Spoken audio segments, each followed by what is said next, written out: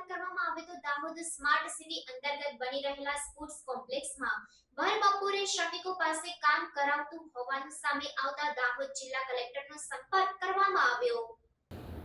એક તરફ હીટવેવના કારણે સમગ્ર ગુજરાત અગનભઠ્ઠીમાં શેકાઈ રહ્યું છે। રાજ્યના કેટલાક શહેરોમાં તો સનસ્ટ્રોકના કારણે કેટલાક લોકો મોતને ભેટ્યા છે, જ્યારે કેટલાય દવાખાનામાં સારવાર હેઠળ છે।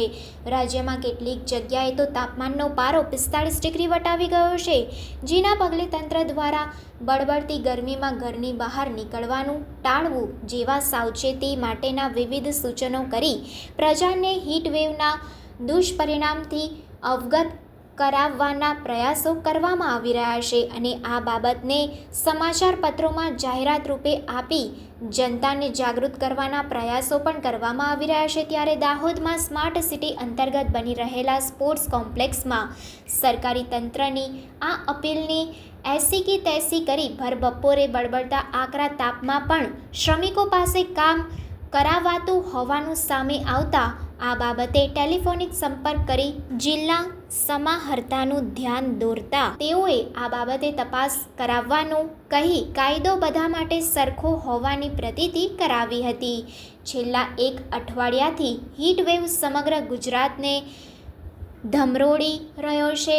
ગુજરાતના કેટલાક શહેરોમાં તો તાપમાનનો પારો 45 ડિગ્રી વટાવી ગયો છે, જ્યારે રાજ્યના મોટા ભાગના વિસ્તારોમાં તાપમાનનો પારો 40 ડિગ્રીથી ઉપર જોવા મળી રહ્યો છે।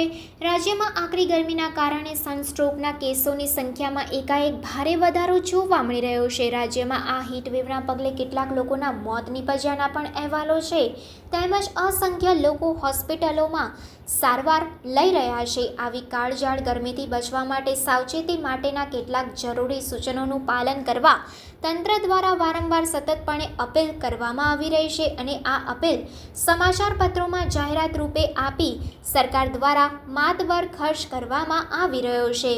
માકડાના માથા ફાટે તેવા આગ જરતા તાપમાં દાહોદના બજારોમાં સ્વયંભૂ કર્ફ્યુ જેવી સ્થિતિ જોવા મળી રહી છે। તંત્ર દ્વારા કરવામાં આવેલી અપીલનું અક્ષરશઃ પાલન કરી નગરજનો કામ વિના ઘરની બહાર નીકળવાનું ટાળી રહ્યા છે। ત્યારે દાહોદ શહેરના જૂના ઇન્દોર રોડના છેડે સ્માર્ટ સિટી અંતર્ગત બની રહેલા સ્પોર્ટ્સ કોમ્પ્લેક્સમાં ભર બપોરે બળબડતા તાપમાં પણ શ્રમિકો પાસે જવાબદારો દ્વારા આકરી મજૂરી કરાવાતી હોવાનું જાણવા મળતા સ્થળ મુલાકાત લેતા સદર સ્પોર્ટ્સ કોમ્પ્લેક્સમાં ભર ઉનાળે બળબડતા તાપમાં મજૂરો કામ કરતા જોવા મળ્યા હતા, જેથી આ બાબતે સ્થળ પરના એક જવાબદાર અધિકારી પાસે જઈ રૂબરૂ મળી આ બાબતની પૃચ્છા કરતા તે જવાબદાર અધિકારીએ મીડિયાને સંતોષકારક જવાબ આપવાના બદલે યોગ્ય જવાબ આપવાનું ટાળી પોતાની ભૂલ પર પડદો